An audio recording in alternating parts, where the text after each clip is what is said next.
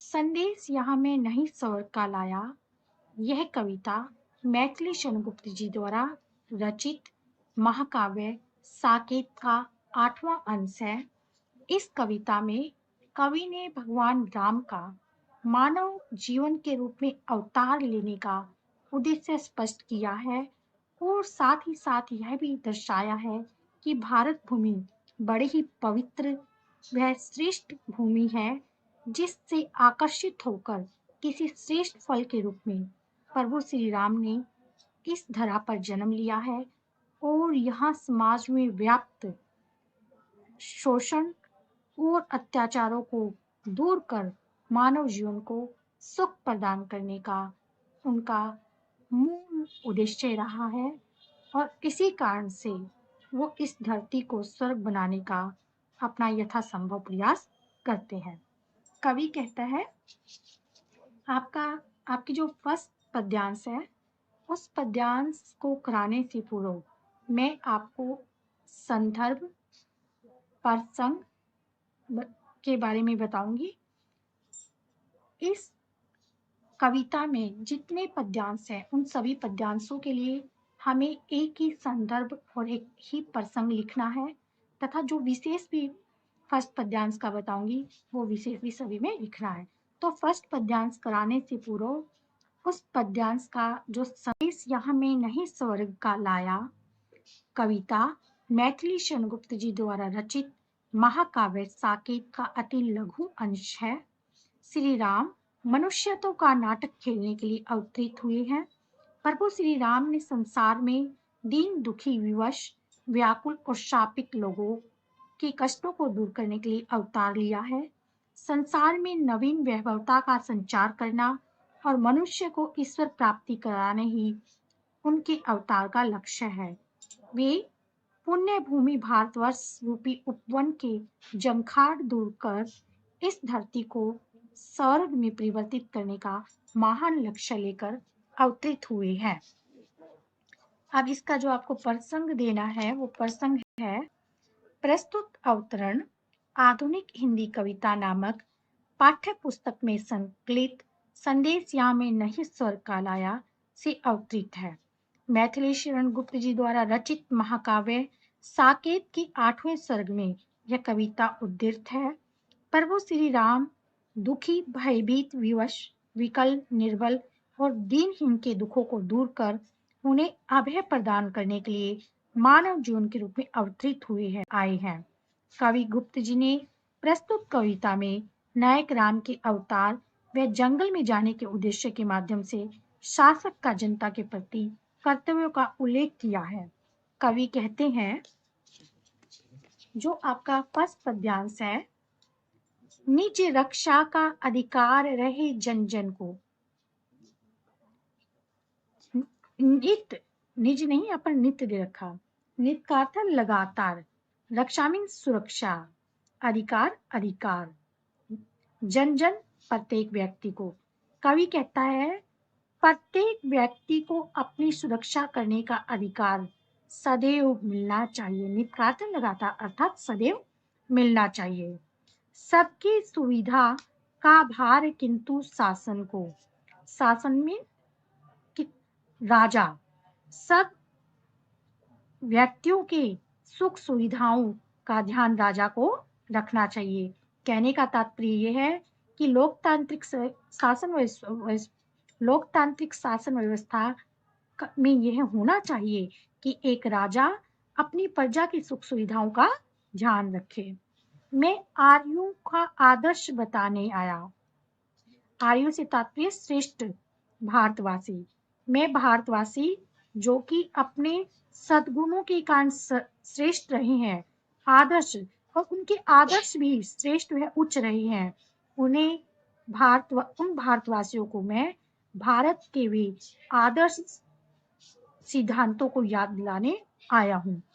जन सम्मुख, जन का अर्थ है व्यक्ति, सम्मुख में समान, सामने, धन माया, लोग माया पैसा, तुच्छ महत्वहीन, जताने आया हूं, बताने आया हूं।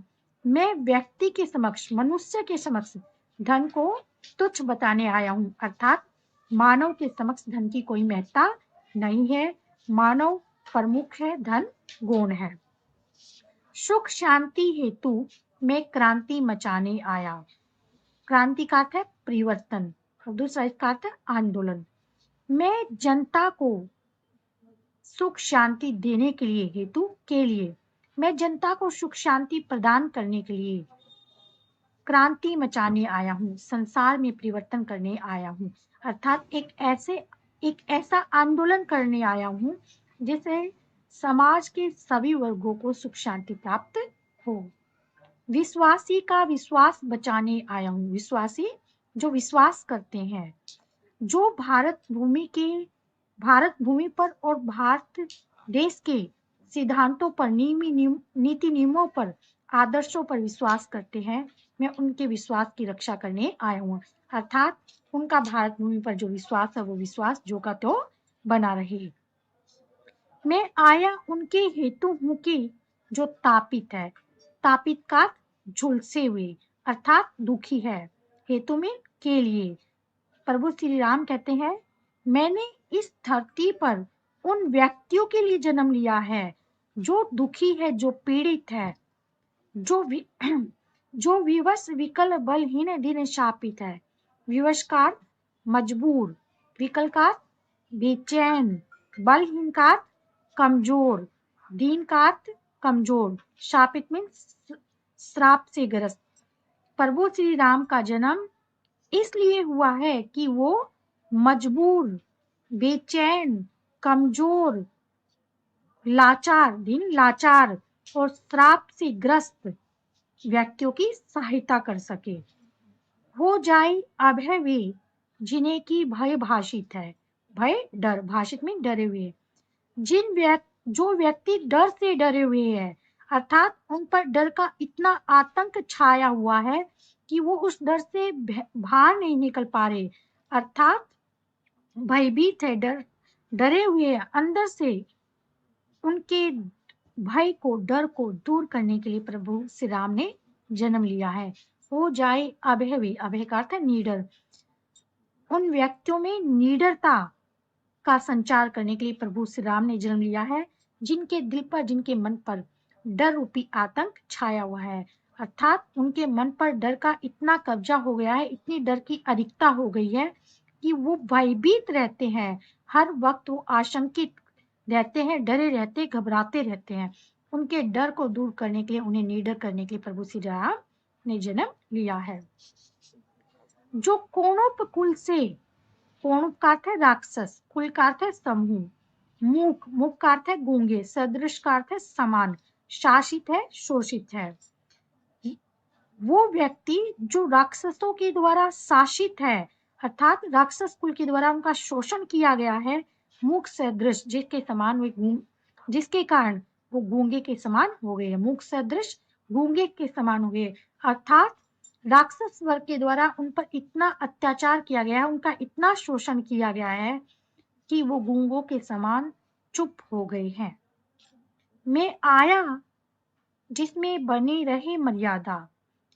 मैं आया, प्रभु श्री राम कहते हैं मैं इस धरती पर इसलिए आया हूँ, मर्यादा जिसके कारण इस धरती की जो मर्यादा है, जो आदर्श है, जो सिद्धांत है, बने रहे, वो बने रहे, अर्थात जो हमारा भूतकाल श्रेष्ठ वह उच्च रहा है, जिस पर पूरा विश्व गौरव करता है, जिसके कारण पूरे विश्व में इसकी, भारत देश की एक विशिष्ट पहचान है, मैं उन आदर्शों को, उन मान मूल्य मर्यादा की रक्षा करने आया हूँ, उन्हें बचाने आया हूँ।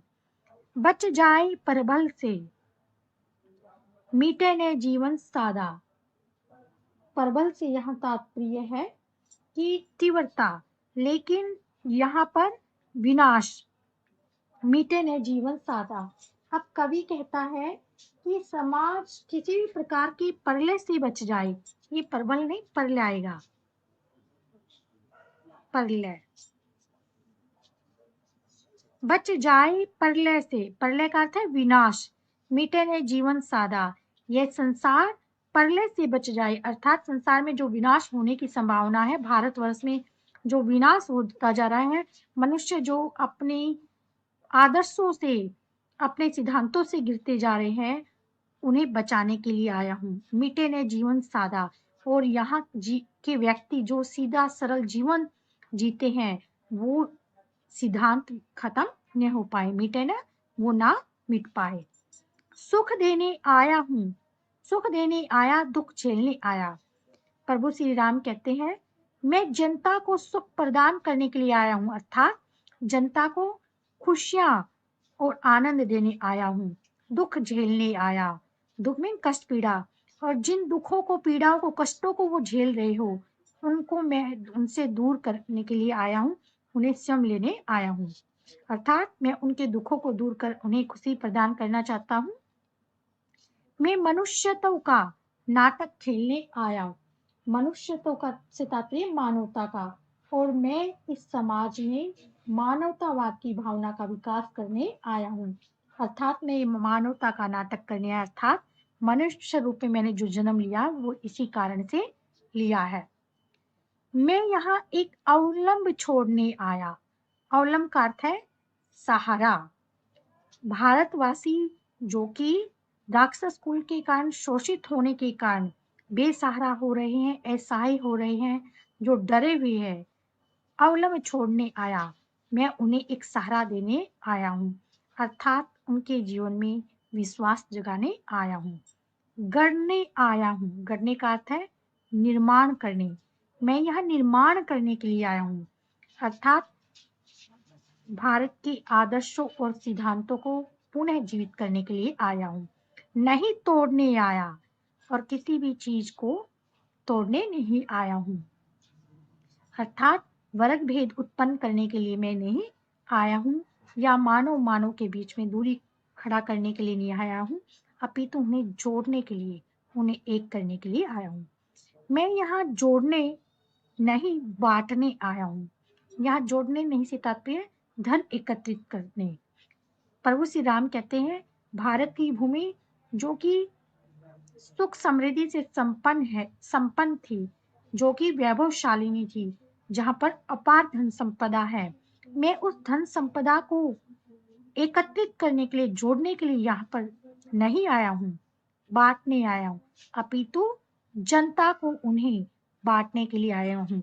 अर्थात जो जनता का धन है, वह जो धन जनता का है, ना कि राजा का धन है। इसलिए राजा का यह कर्तव्य नहीं कि राजा उस धन को स्वयं के लिए जोड़े, अपितु उसे प्रजा में बांट देना चाहिए, ये राजा का कर्तव्य है। जगदो उपवन के जंखाड़ जाटने आया, छाटने आया। जगदुपवन, जगत प्लस उपवन, जगत संसार, उपवन बगीचा, संसार रूपी बगीचे के मैं जंखाड़ छाटने आया हूँ। यह जंखाड़ से तात्पर्य कांटे, अर्थात कांटेदार जो झाड़ियां हैं, मैं संसार रूपी बगीचे से कटीली झाड़ियों को हटाने आया हूँ। छाटने आया, हटाने आया। मैं राज्य भोगने नहीं, भुगाने आया हूँ। मैं राज सुख को प्राप्त करने के लिए नहीं आया कि मैं एक राजा के रूप में यहाँ के सुख समृद्धि को स्वयं भोगूं, भुगाने आया, अपितु उस सुख को तुम्हें देने के लिए आया हूँ। कहने का तात्पर्य यह है, मैं राज सुख भोगने के लिए नहीं आया, अपितु जनता को वह सुख देने के लिए